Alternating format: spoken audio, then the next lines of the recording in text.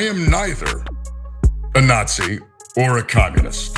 I have never been, in fact, either one. The most legitimate question, and it comes from our audience as well, is, yes, but how do we know this brother isn't gonna pull a Fetterman on us?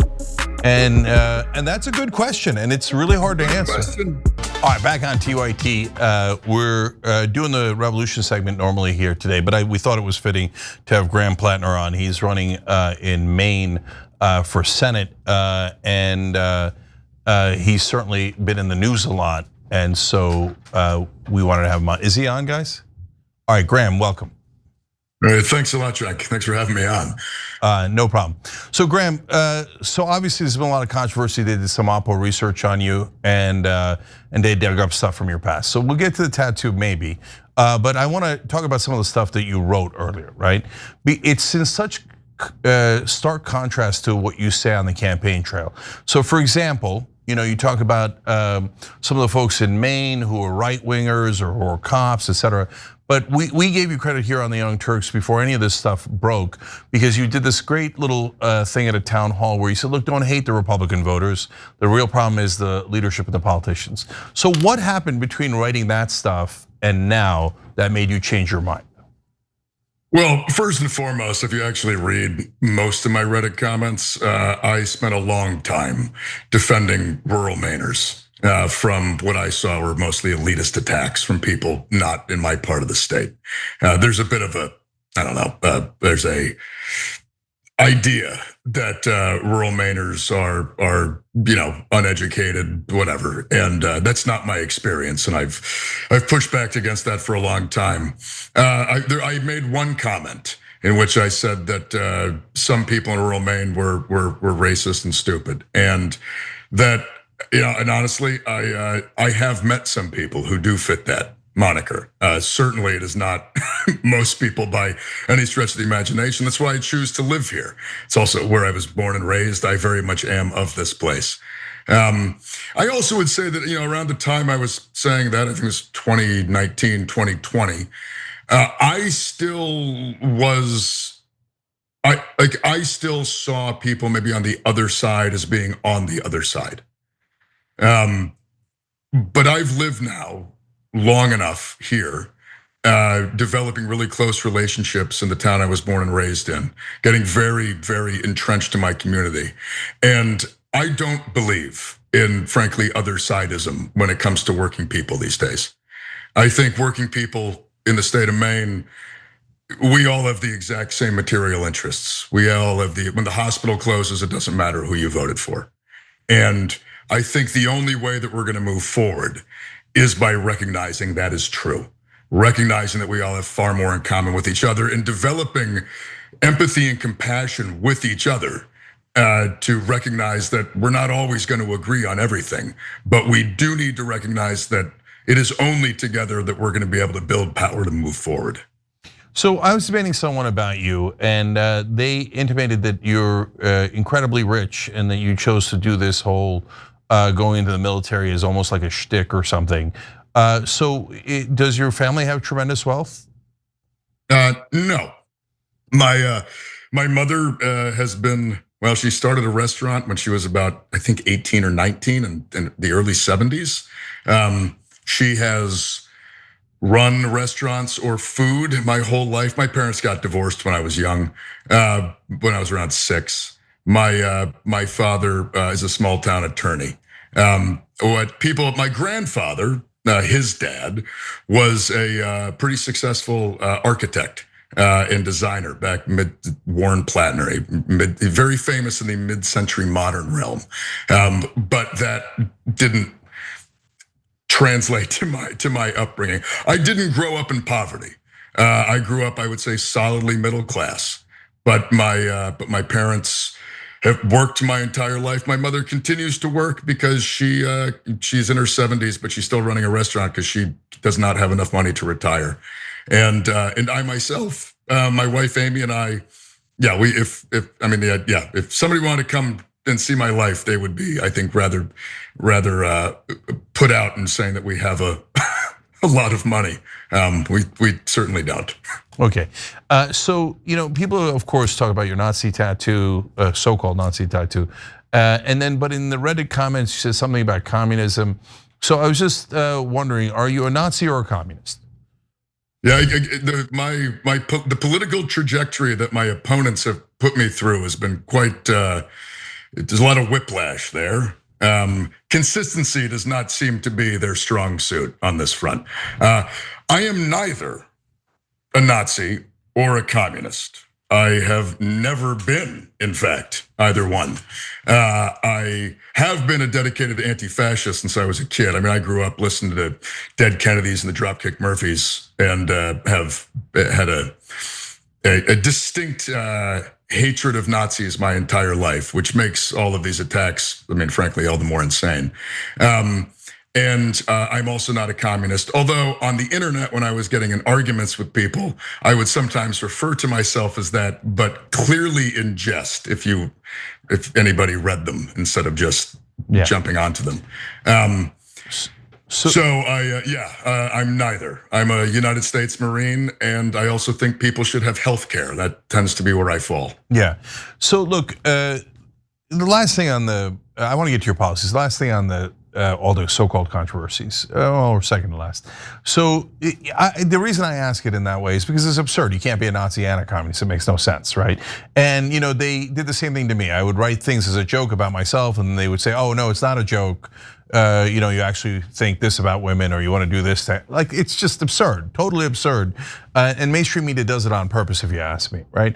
So, but on the tattoo, so look, I didn't know that was a Nazi tattoo. You say you didn't know that it was. And I think the only thing left in that so-called controversy from my point of view is some of your staffers said that you knew it a little bit before it became public. And so you had like a little bit of a window to do something about it and you didn't. So what do you say to that? Yeah, that's the staffer that left just a couple days after the governor announced, I may add, yes, is now out there accusing me of all kinds of things.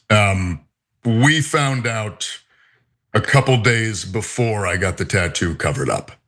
Because I didn't know. We were contacted by a media outlet, and in talking to them, because I'll be honest, when they first came to me, they were like, "Do you have a white supremacist tattoo?" And I laughed. I was like, "What? Of course, that's insane." It's like antithetical to my politics. And then obviously I have a skull and crossbones tattoo, and stylized skull and crossbones tattoos are very popular amongst combat units of all kinds across history and in the modern world. That's why I got a skull and crossbones, because I was a machine gunner. I don't think we have to get into details as to why that makes sense. Right. But when I saw the similarities and it was pointed out directly to me, I mean, I certainly don't want anything like that in my body. And I found out, I think on a Thursday, I had a very busy weekend and it was covered up by a Tuesday. So I moved as quickly as one can get a tattoo in Eastern Maine. Whenever I got into a couple of debates about you, and everybody always says, no, we don't think he's a secret Nazi. Then what's the issue? I don't know what the issue is.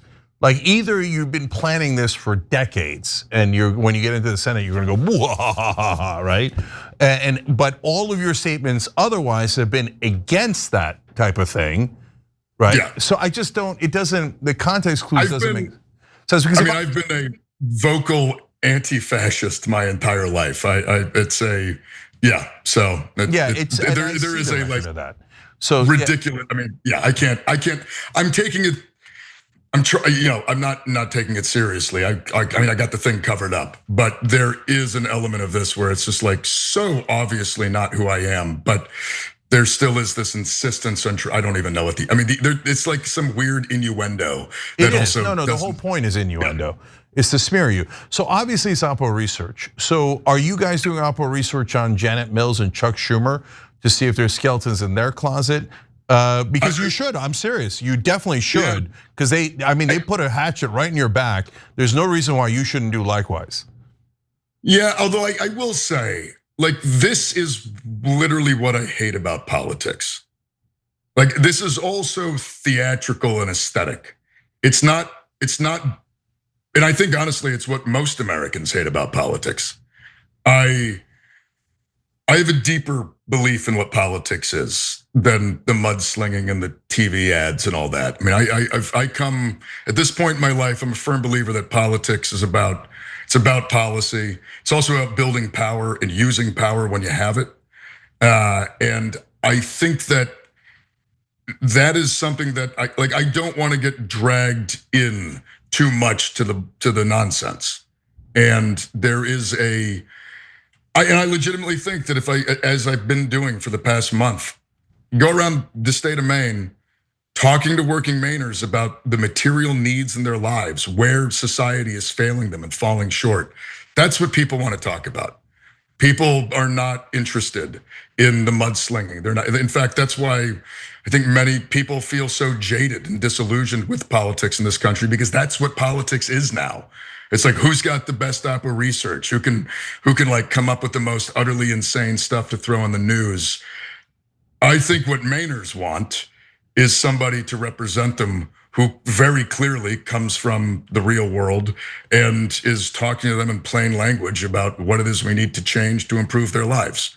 Yeah, look, I would advise anybody that I'm talking to in politics, look up every donor of your corporate candidate that's opposing you, because that's not mudslinging. That's, do you represent the voters or do you represent the donors?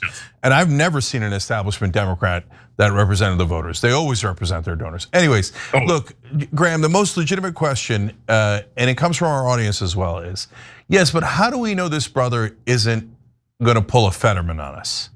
And that's a good question, and it's really hard to answer. As somebody who has been very, very, very cynical about politics for quite some time, if I was looking at myself, I would have the same question. My answer is, one, I very much, the policies that I am pushing are very, very clear, and I'm not going to be walking them back. I also think that my sort of journey through this life, which everybody now can essentially read chronologically on Reddit posts, it's brought me to a point where, I mean, I am deeply, deeply frustrated and disillusioned with the American political system. I am taking this on because there feels like a moment in American history, certainly here in the state of Maine right now, where we have the ability to kind of rebuild power at the local level, rebuild power on the ground level. People are angry and they are frustrated and they are looking to get into the fight. And we have a party that has failed to give them answers, has failed to give them mechanisms to get involved. That is what we're trying to do with this. And I think that these are just words coming out of my mouth, and so I absolutely understand that people can take it all with a grain of salt. I definitely get it. But where I am politically, I'm never going to walk back my criticism of the Democratic Party for supporting a genocide in Gaza. I am never going to walk back Medicare for all. I am never going to be walking back the need for us as a party not to give ground on progressive issues, but to focus on finding common ground around material issues with other working people. Those are the things I'm absolutely focused on. And again, I understand the question, but I'm absolutely not going to be a John Fetterman. Yeah, last thing, because I know you got to go. And next time we'll talk a lot more about your policies, et cetera. You mentioned a bunch of them there, which I'm glad to hear, and I'm glad how definitively you said it. But if you had to describe yourself as something, and I'm not trying to pigeonhole you into just a phrase or a word, so you can expand upon it, But would you call yourself a Democrat, a left-wing, progressive, populist, economic populist? What are you? I would say that I'm a working people's populist.